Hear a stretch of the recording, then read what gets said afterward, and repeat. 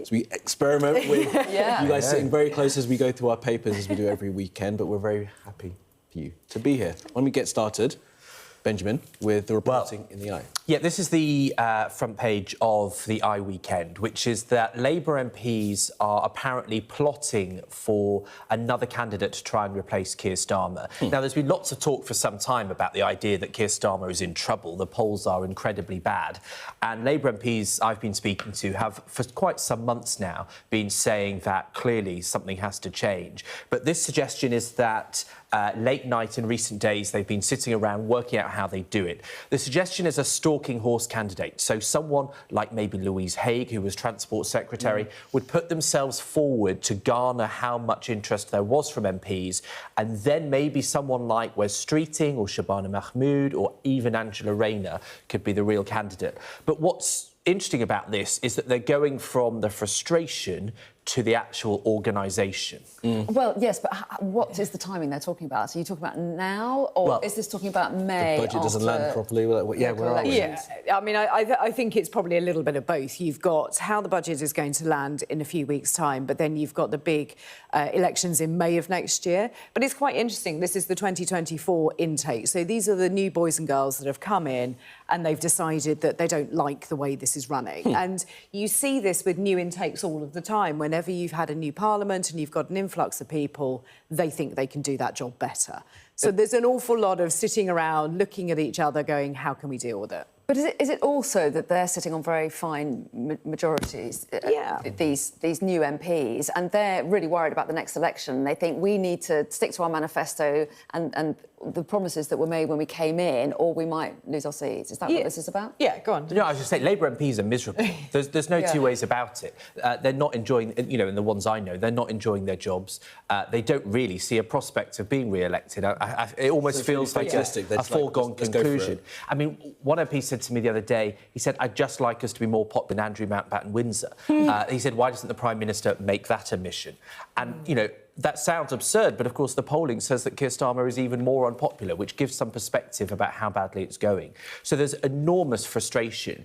I don't think that they're like the Johnson Red Wall Tory MPs. No. They're not as aggressive, they're not as organised, they're relatively well-behaved, if only they were well-behaved on big things like welfare votes. But I think it will take a lot for Labour MPs to move against Keir Starmer. But the idea they've started the plotting is very notable. If they had the perfect candidate sitting there waiting, you know, a prince across the water, do you think there'd be more chance that they would be closer to finding someone and be able to make those moves? The thing is, well, I mean, I would suggest no one's perfect. The perfect candidate probably exists in Wes Streeting as Health Secretary. I think he's the only person that could take on Nigel Farage because he's got such a compelling working-class story and he's a very charismatic politician.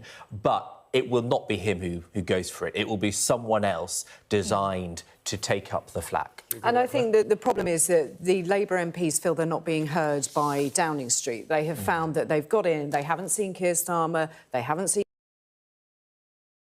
Rachel Reeves, they're not giving them the love and attention. So this is what you get when you've got a lot of people left unsupervised in the House of Commons to get on with their job. Yeah. But I do think, I agree with Ben, that it will be somebody that we least expect.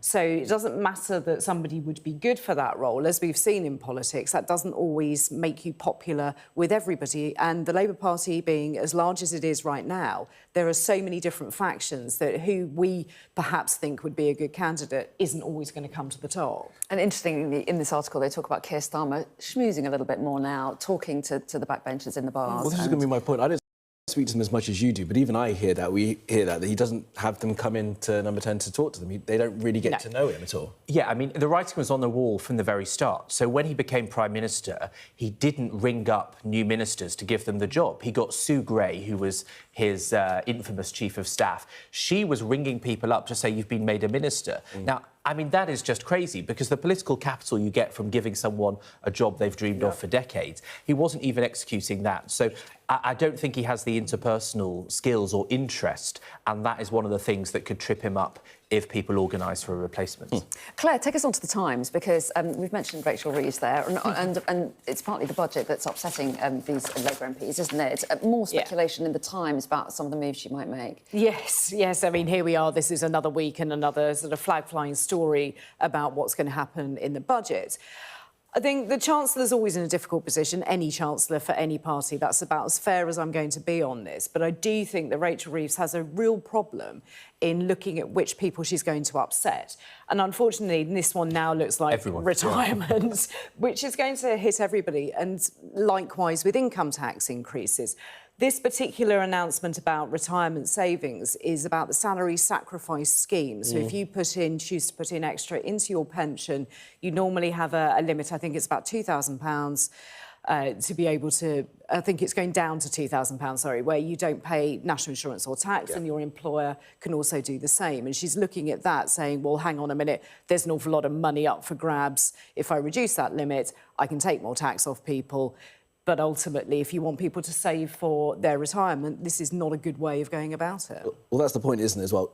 Reading the headline, you think it will be affecting people who are perhaps already about to retire, but it's actually... This is everyone. Yeah. This is everyone who's paying into their pension. And we're all told constantly that we have to pay into our pensions, especially our generation. Yeah, and also, I think, you know, it's probably generally slightly higher earners that do this because you're reducing your tax burden by putting more in front. And so also, obviously, people, if you can afford to pay for everything, then you put more in your pension. And so I think this will be a sort of a middle-class tax raid. I suspect disproportionately these people are in London and the South East on the kind of salaries that benefit from structuring their affairs like this. And that's where a lot of Labour seats in London, a lot of marginal seats in the South. So, you know, you wonder whether the type of person it targets will be a problem for the party.